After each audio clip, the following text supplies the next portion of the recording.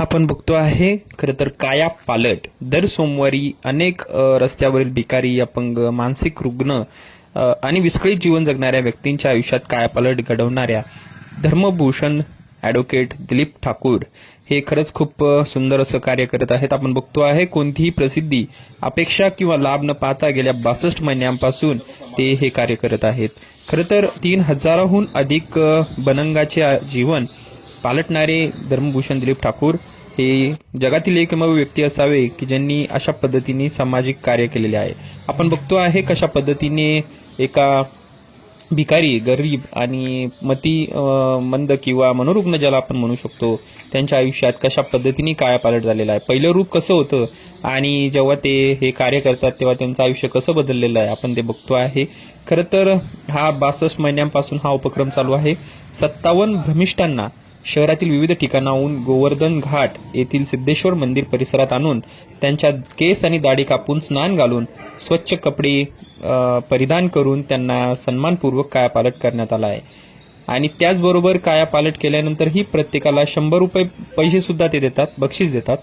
आतापर्यंत 3,000पेक्षा हे जे भनंगांचे जे कायापालट आहे ते आपण बघतो आहे कशा पद्धतीने झालेलं आहे.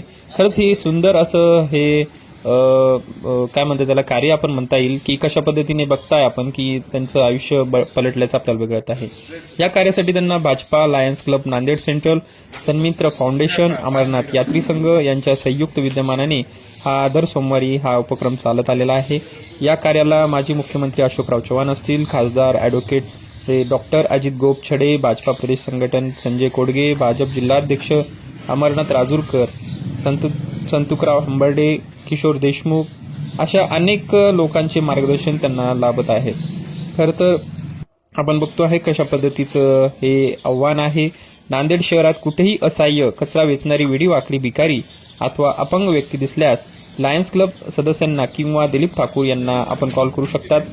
सप्टेंबरच्या पहिल्या सोमवारी पुढील उपक्रम होणार आहे कारण ऑगस्ट महिना आता या महिन्यातला हा उपक्रम चालू आहे. आपण बघतोय सध्याचा कशा पद्धतीचं हे कार्य सामाजिक संघटना आणि व्यक्तींनी सुद्धा यांच्या कार्याची दखल घेतल्याचं आपल्याला बघायला मिळत आहे.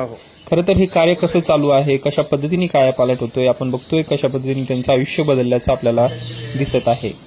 हे कायापालट उपक्रम खरंच खूप सुंदर आहे, कौतुकास्पद आहे आणि या कार्याची प्रत्येकाने दखल घेऊन आपल्याही जिल्ह्यात हे करू शकता. खरं तर आपण बघतोय हे कार्य प्रत्येकाने आपल्या आयुष्यात किंवा एक सामाजिक उपक्रम म्हणून त्यांना कशा पद्धतीने स्नान घातलं जातं, त्यांना पूर्ण पद्धतीने स्वच्छ केलं जातं.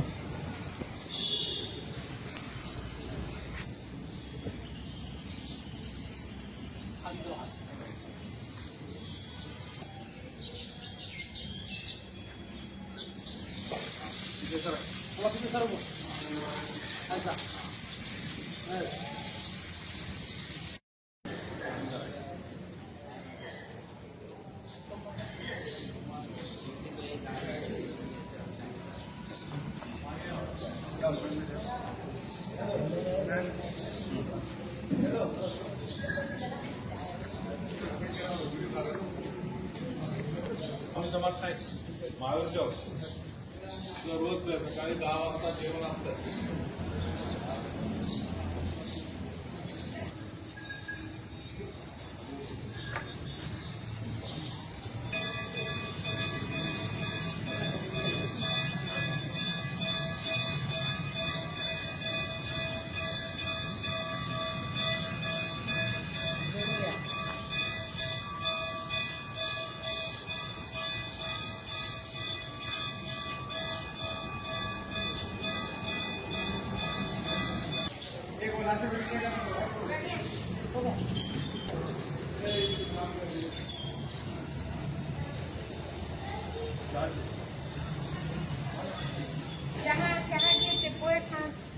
चाय किसको ना करे और चाय होना क्या, चाय पीते क्या?